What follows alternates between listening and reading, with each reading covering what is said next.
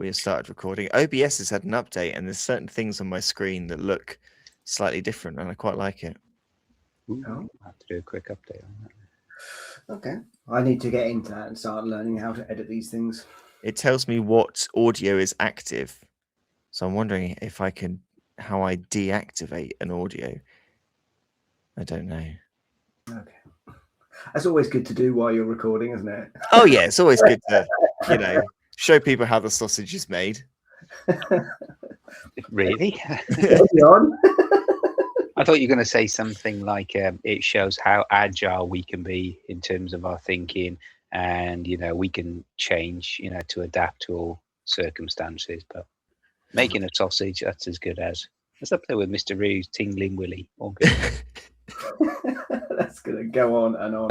I forgot to mention it to him last night when I saw him in store. Just keep mentioning his tingling willy.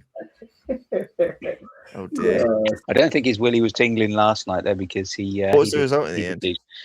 2-1. He lost 2-1, didn't he? Yeah. Could have been 3-1, but Mr. James Handley played very well. Although you get, was it Thingy to Nurgle? Praise to Nuffle over in your Oh yeah, I took praise to Nuffle against Mark last night, and the 3 praise to Nuffle I had were, one was the pro skill. Nice. Second one was Mighty Blow, which was a pick on a blitzer, and the third one was Stab. Nice. Ridiculous. You see, I love it. I think, I think it should be mandatory. No. Play the intro.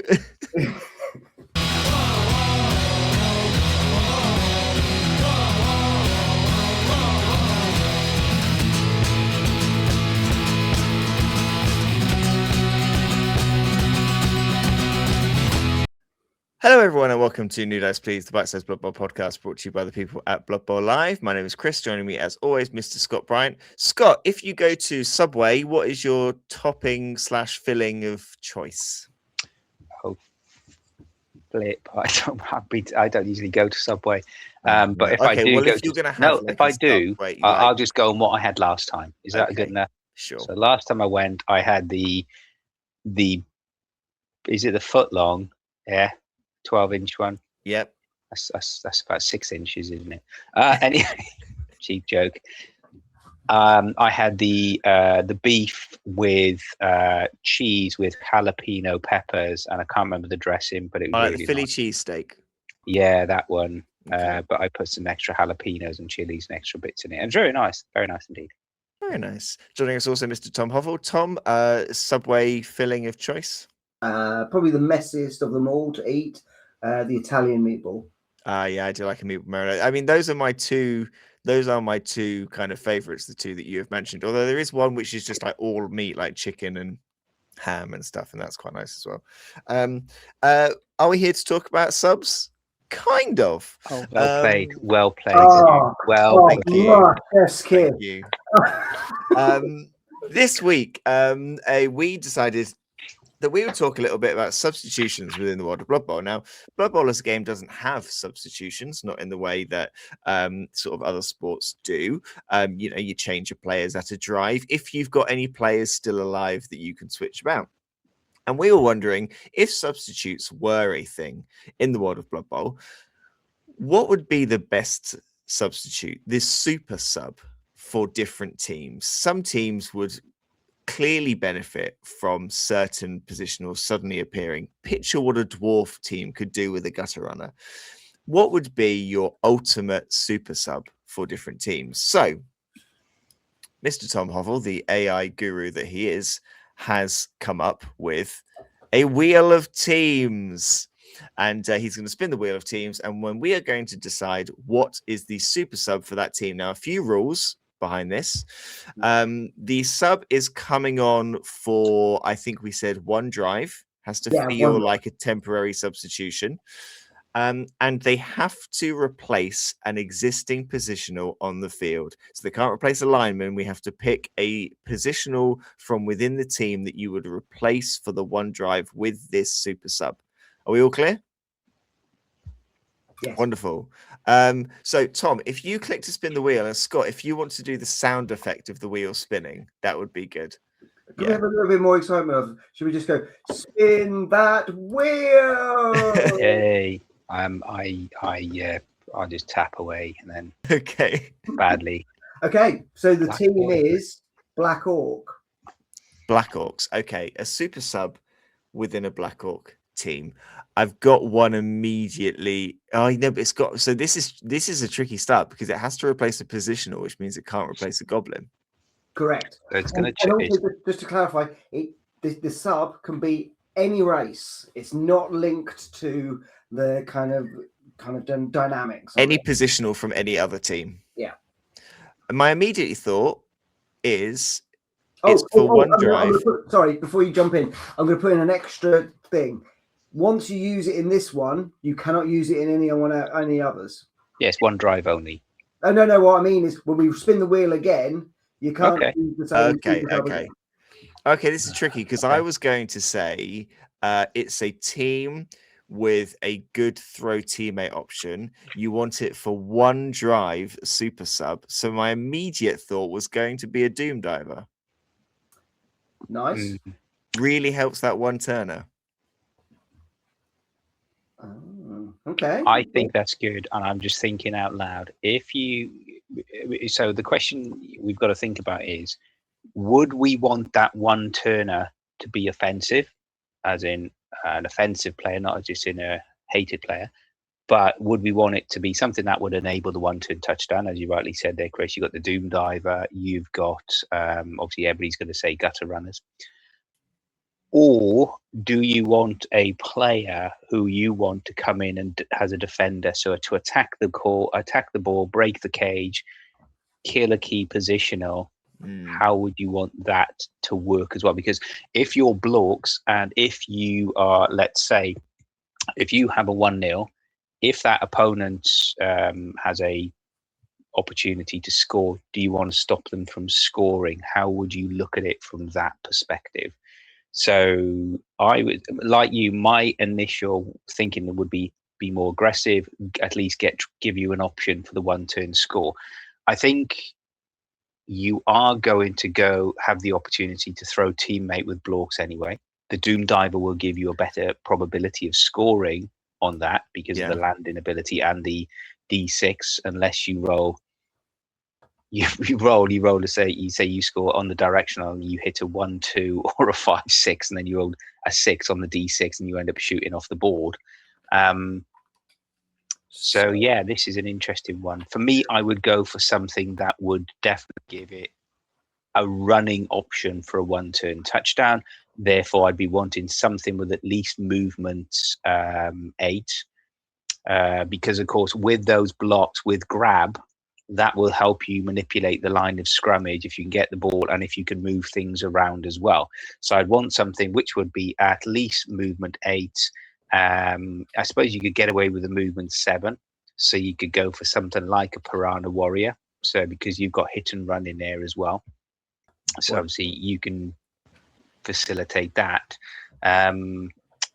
Otherwise, a good movement 8. Might go for a human thrower. Human catcher. Human catcher. Because I want to keep. I know everybody's going to say, why don't you go for an elf lineman or an elf catcher? Or I tell you, who would be funny aesthetically in lore. Actually, I'm going to go for is the high elf dragon prince. What, my ball? Yeah. Yeah, no, that'd be quite good. I was going for a similar thing to what Chris was saying, to give you that kind of, instead of throw teammate, what about the ogre rump hunter?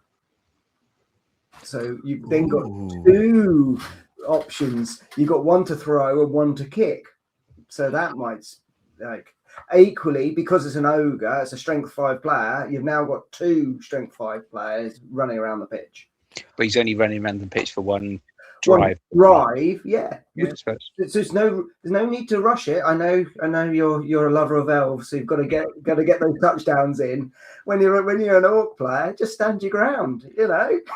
I was then actually thinking a bit more on what you said, Scott. I think I'm still thinking, how can I make a one turn easier? But like you said, they can already one turn. They can already throw goblins, and if it's league, you might have skilled them up, whatever. So how about either either a chameleon skink or a python thrower, because they've both got on the ball, so they're both getting under the ball to get to it, to get closer to it. They've both got decent passing stats. The Python warrior, they may only have movement 6, but they do have the pass skill. So you're moving under the ball. In new rules, you're catching it just on a straight 3 up. You're then moving as close to the goblin, and you can pass and throw teammate on the same turn. So if you can't quite make it there, you've got a pass with a pass reroll to try and make that happen. Well, have they got a sure hands or safe hands as well? They don't have that. They used to, didn't they? So they've got safe pass. Safe pass, that's it. So I'm okay. So let's lock in then. Let's lock in one each, and then remember we are ruling those out for your next teams. I'm going to lock in the Python warrior. Okay, so Chris. I'm going to go for the Dragon Prince just because I've said it now. I was thinking of substituting him with something else and changing it, but I'm not. I've locked it in now. I think to give the Blorks the 1-turn touchdown either through the air or on the floor. I'm going to go for the runt punter. So I think that's going to be quite a good one. I think it's interesting that because I think we have each done a substitute there that would be very different kind of circumstances as to when you'd use them. So I think that's quite in different approaches. I think it's quite interesting. Yeah. Right, do you want to do this on the count of 3 then, Tom? Okay, 1, 2, 3. Spin the wheel. Scott, come on, man. So is it spin that wheel, not spin the wheel? Chaos Dwarfs. Ooh. Interesting. Okay. If you're playing along at home, write your answers on the back of a postcard and send them to. It's interesting, isn't it? Because Chaos Dwarfs do have speed. Yes. But that item with speed does not have much agility. Like if you want them to have the ball for a quick touchdown, it's a 4 up to give them the ball. Well, let's first of all start with which position are you taking off? Should we all say at the same time after 3? Yeah. 1, 2, 3. Flamesmith. Fireclover. Yeah, Firesmith. Yeah. Yeah. So off they go. So what are you replacing them with? So quite right, Chris. So you've got your bull centaurs. You've got your sneaky stabbers, and also you've got your blockers. So you've got quite a variety there. So it's an interesting one. You've got no option for throw teammate. That's the first thing, because you can't bring on an ogre because you've got no one to throw. Yeah. And you can't bring on a troll. You've got no one to throw. But you do have a minotaur, or minotaur, depending on how you pronounce it. Potato, scone and scone.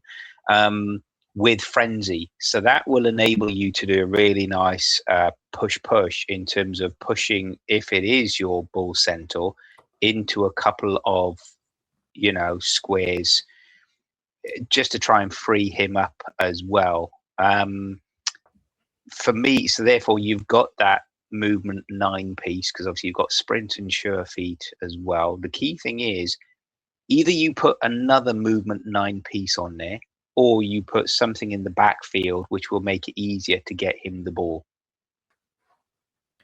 And it's then going to be the thing is then it's going to be an edge 4 up in terms of whether it's a catch based on a throw or whether it's a handoff. Yeah, because you're not there isn't much speed. So if there's a deep kick and you need to score quick, you're not getting that ball particularly.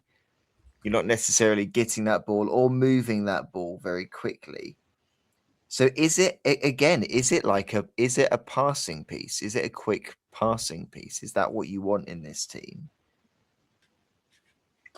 Wow, that's an interesting one, because I'm thinking like you've got almost a kind of a classic rugby setup here, haven't you? Because you've got your blockers who are like your forwards.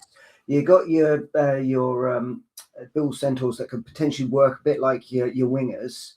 So you kind of need, like you say, you need someone to pick up that ball and run with it. So my one I'm going to go for is a war dancer, because I'm thinking that the war dancer would be quite good, pretty safe in the backfield when the ball comes in for picking that up, can dodge around. Plus, you've also got your team kind of giving you a lot of kind of strength at the front.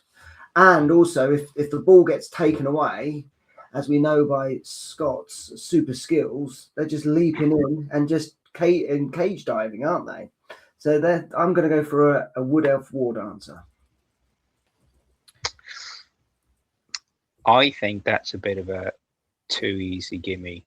I think for these guys, I think they need someone to go in to pick the ball up reliably, as reliable as ever. You can get it at the bat, which means either a 2-up or 3-up with sure hands.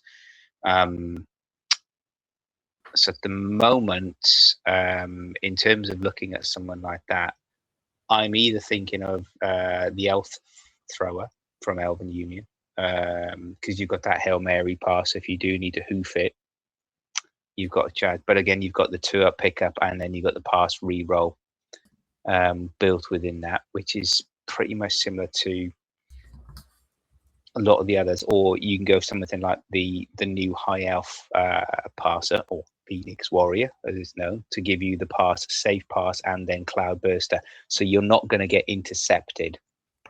So as long as you position your piece for that one turn touchdown, if you're going for that, or to your point, if you just want someone to help in the backfield, so therefore you can get your Bull Centaurs, for that one drive, and if the ambition is to score, yeah, and even worst case, you've got a 2-up edge piece there. Yeah, you can always, hammer into a cage on a 5-up, with a potential re-roll if you really wanted someone suicidal to go and get the ball, if you didn't have that sweeper that you've just talked about in the War Dancer, Tom. Okay. I'm going to go for... I'm actually not going to sub off the Flamesmith. I'm going to sub off the Sneaky Stabber instead. And I'm thinking of a scenario where you've lost... Hobgoblins are who you target if you want to lower the numbers on this team. So I'm going to picture a world where you've lost a lot of Hobgoblins and you need maybe a little bit of a defensive backup. And I'm going to sub in a Grail Knight. Okay. Because you've got steady footing to keep you up. You've got armor 10. You've got movement 7. So you're then the fastest. You're almost like a sweeping defender. You've got block. You've got dauntless to take out the bigger guys. Steady footing to stop you going down as often. So I think they give you defensive pace within the team. And if you do then get a chance to break away, they're edge 3 to pick up, like I said, their movement 7. So I think you can use them to counter, but also you can kind of buff yourself if you need to defend. They can kind of be a good sweeper. Yeah, I think to Tom's point as well, something I learned from a recent previous game with Woodies, the War Dancers, they have obviously got that slight nerfing this edition, so they're only passing 3. So 2-up pickup, don't forget short pass is 3. So you pick the ball up, you can move, you've got a movement range of 8. Better before? Yeah, it was 4-up, now it's 3-up. We discussed this on the team review, Chris. So it's better. Yeah, it's better. It's now 3-up passing. So if you want, I thought you said nerf, and I was like, I think it's got better. I see it as sorry, it's a nerf from other players' perspectives, given how much animosity there is. Nerf. It's a positive nerf. But for all of those listeners who absolutely hate and want to foul and kill a War Dancer, it's another kick in the teeth. So for me, I think the War Dancer is a great shout as well. For me, the other one I'd be looking at is the Imperial Thrower. He's got that 3-up edge. He's got pro, give and go, but apart from that, pass as well. So it really makes him a bit more flexible in terms of that. I think the problem with Chorfs, whichever way you look at it, is who are you going to give the ball to? Because apart from the Hobgoblins, who are obviously just the edge 3, everyone's an edge 4. If you got a re-roll, 75% chance with the 4-up. It's not insurmountable. If you had to do it for your one turner, I think it's something to do. That's what So Chris is going for a Growl Knight. I'm going for a War Dancer. What are you going for then, Scott? I'm going to go for the just because this is where I'd play it. I'd go for the Imperial Thrower. Why not? Okay. Very nice. Okay. Right, are we gonna try this again after 3, Tom? Yep. 1, 2, 3. Spin, Spin that that wheel. wheel. We're so out of time. Here we get corn. Ugh. This is quite a good random generator. Corn. Corn. I'd have to be. Oh yeah, I just go looking at these guys as well because bless them.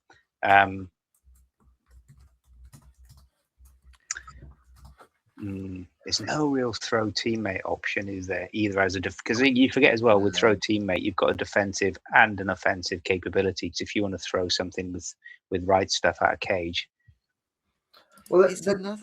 so what are we taking out? I'm assuming we're going to take out what, Bloodseeker, or I would take out. Gorn, sorry. I don't know actually. I would take out a Bloodseeker. So I got 3. I think the amount of frenzy gives you a ridiculous amount to push. So, and I think something there with a good. Who's got catch? Apart from the Wood Elf catchers, humans. Yeah. Because what's humans in terms of the catches? Yeah, 3 up with catch rerolls, not too bad, is it? And your movement 8 and strength 3, so And you dodge. could mix it a bit. And you got dodge as well. Yeah, I think if I would either go for the human catcher or the Wood Elf catcher, or where's my Elven Union? Can't remember. Okay. I think I'm going to take off a blood. I'm going to do a really odd, what feels like a really odd sub here. And I'm going to take off a Bloodseeker. And I'm going to sub it in for a Saurus blocker. Okay. So I'm taking out Frenzy. And I'm taking Juggernaut instead. And I think rather than having then like 4 strong guys, like I think I've then got my Saurus blocker is then maybe like my team's blitzer. Because I'm looking at the Bloodseekers aren't as quick. The Saurus is quicker. It's not as agile. It's got the same armor. It's got the same strength. It's not going to get frenzied into problems. It's not going to have the kind of follow-up issues. So it maybe gives you a strength 4 blitz option that just pushes players away without the need to follow them up. Yep. So it just allows you to be maybe a little bit more standoffish, and kind of free up and position different after blitzes. So I'm going to sub a Bloodseeker off, and I'm going to bring on a Saurus blocker for a drive. Nice. Okay. I'm actually just thinking about this. I'm actually going to go with possibly be a bit more fun. I'm going to go with Pro Elf Blitzer because I think they've got their movement 7. So if you position it enough, that's plenty enough to get the 1-turn touchdown. Plus as well the amount of frenzy pieces you've got. So you're going to get lots of double pushes. So as long as you get your positions right, the 1-turner is good there as well. Edge 2, yeah, in terms of that catching skill. And I think sidestep will give you a fantastic ability for that 1-turner. I think that plus, of course, to your point, Tom, if you've got to think about a defensive player as well as a sweeper, yeah, they're pretty good, aren't they? Yeah. Block sidestep. You're still walking into a cage on a 5 up. I'm going to kind of take both of your kind of thoughts on board. And, you know, who doesn't like Blood for the Blood God more than a vampire blitzer? So you got Vampire Blitzer. I didn't think we'd see vampires as any of the options. Because I'm just thinking, yeah, sure, it's got Bloodlust 3+, but whatever. You've got movement 6, strength 4, and edge 2 player. So again, pretty good ball carrier. It's got Juggernaut and Hypnogaze as well. So that's quite nice, I think. Hypnogaze might be quite useful, especially if you've got all that frenzy, so that you can hypnogaze some players, so that when you're frenzying, it doesn't go down to a 1-die block or a 2-die uphill. Actually, Hypno would be good, because if you want to take away, so for example, if you're trying to do a 1-turner and you know that your catcher, your designated catcher, is in a tackle zone, run around with the vampire Hypno and turn it off. Yeah, so it just makes that catch a little bit easier. Yeah, and also with Juggernaut as well, a bit like what Chris is saying with strength 4. So yeah, interesting shout, Mr. Hobble. Is your is your fancy to me? Is your fancy of vampires returning? No. I was gonna say, if it is, don't. There's nothing Tom loves more about Blood Bowl than admin. Yeah, exactly. I love admin. Okay, so basically got Lizardmansaurus blocker, a Pro Elf Blitzer, and a Vampire Blitzer for the Corn team. Yep. Okay. One more to go? Yeah, let's do one more. Okay. Ready? Hopefully it's Nadge team. Yeah, 3, 2, 1. Spin that wheel. Yay. What have we got? Shambling Undead. Oof. It's quite good. These are all the kind of teams we don't really talk about. Yeah, they're not teams that we're not teams we really do. No, which is good. My instant gut reaction, my instant gut feeling was a werewolf, but I don't know who you bring off. Because you got what have we got? We've got ghoul runners, mummies, right blitzers. So you get 2 of each. So you're going to go down to 1. Yeah. Do you want some facts about them? How do we have a choice? Ghoul runner, they like spending time in the zoo. That kind of thing.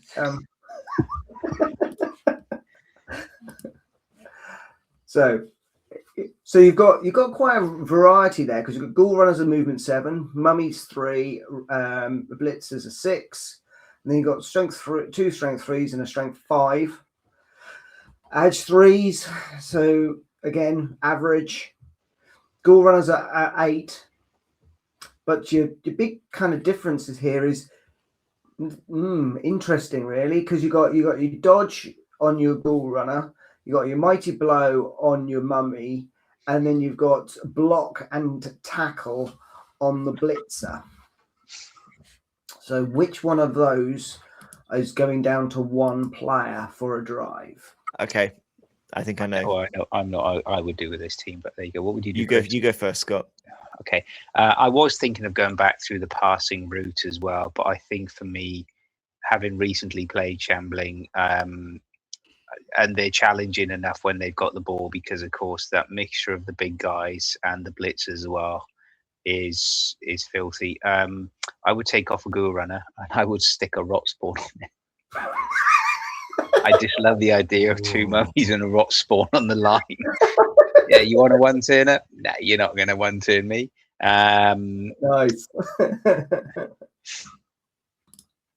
Mummies have the human tag. So if you get hatred for humans, you can then. Oh man, that makes sense. I'm going to replace a ghoul runner with a corn ghoul. Right. You lose the speed. I'll give you that. But you're blitzing on a 4. You've got Juggernaut on the blitz. So on a blitz, you're strength 4 and you're pushing on blocks. And if they were your ball carrier, or if they were kind of getting in trouble, they've got jump up, so they can if they do get knocked down, they're still jumping up and doing something on a 6. So yeah, you lose the dodge and you lose the regen, but you do get a little bit more armor for it. So yeah, I'm gonna swap out a ghoul runner for a corn ghoul. Cool. I'm going to swap out a ghoul runner for a gutter runner. I thought you've got to do it at some point. I'm surprised we haven't seen the gutter runner yet so far with these teams we've been given. We've done very well to ignore them. Well, that's it. Well, that's why I put in that caveat that you couldn't repeat the same person. But yeah, I thought the gutter runner would be quite good because obviously you got all that lovely dodge. Okay, you've got NAF strength, and at a real push, you've got stab as well, haven't you? So it's one of those ones which, again, you could use the rest of your team as a defensive screen and then basically run straight through and score a try. Or a touchdown, sorry. Cool. So there you go. So to repeat, we had Black Orcs, Chris was taking Amazon Python Warrior, Scott High Elf Dragon Prince, and myself an Ogre Runt Punter. Chaos Dwarfs, Chris, you went for Grail Knight, Scott Imperial Thrower, and I went for the War Dancer.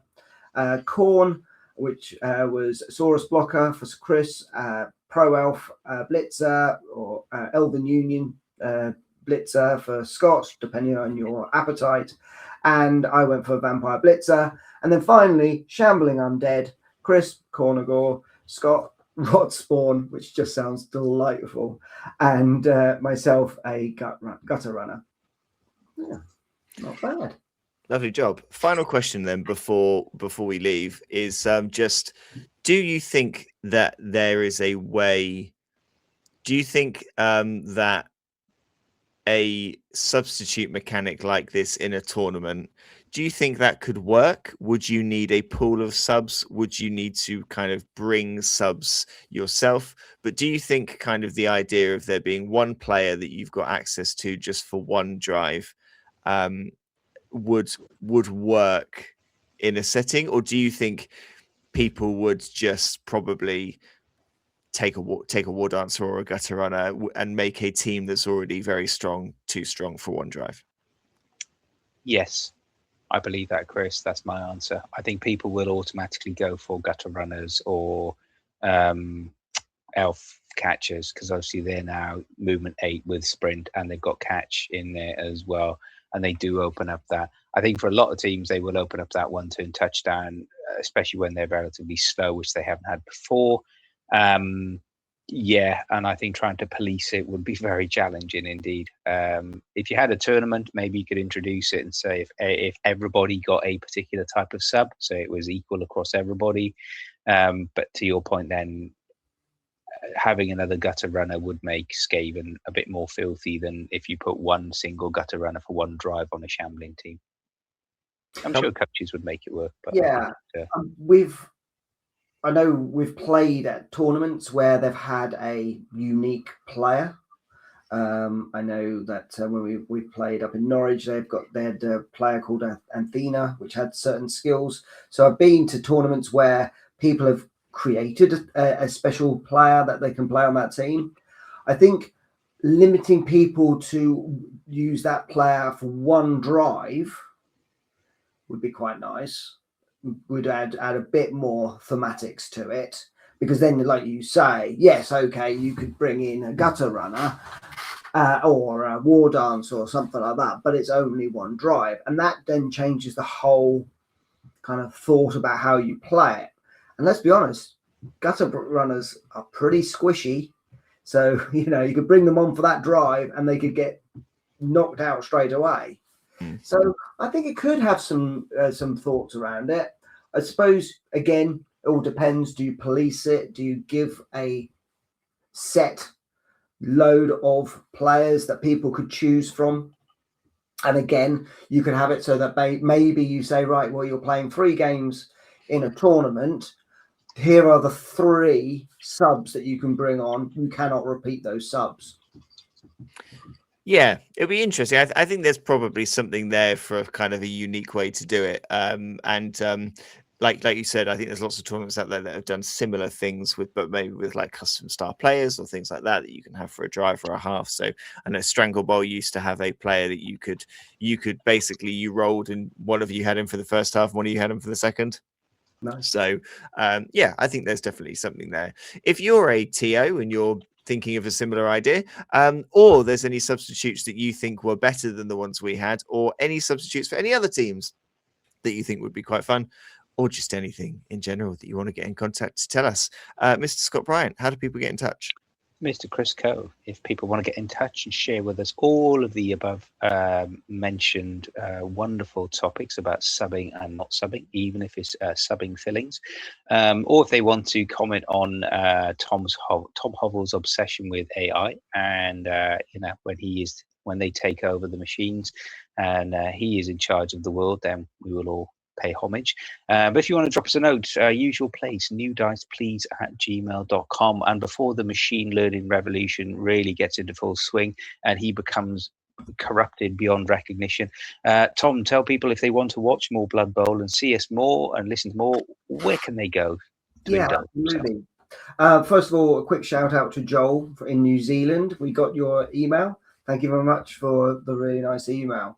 So you can see us as well as hear us on YouTube under Blood Bowl Live.